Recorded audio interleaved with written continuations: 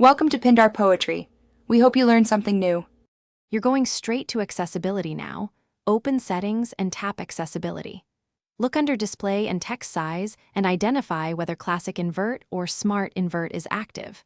Once found, toggle it off to restore normal colors. This fixes most inverted display issues instantly. Make sure your iPad is unlocked and on the current iPad OS to avoid menu differences. If you used Accessibility Shortcut, triple-click the top or Home button to toggle while you're testing. Keep observing the screen as you switch settings, so once Invert is off, go deeper. Still in Display and Text Size, confirm Color Filters is disabled because it can mimic inversion.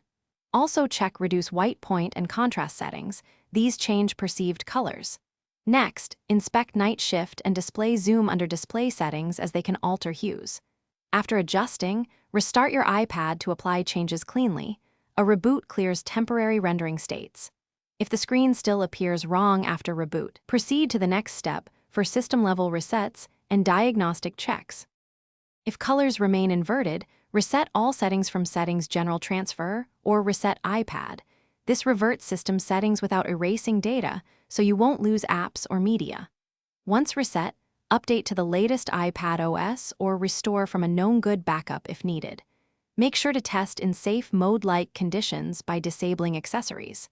Troubleshooting tip: if symptoms persist after software resets, suspect hardware, contact Apple support or an authorized technician because a display or connector issue can mimic inversion and requires service.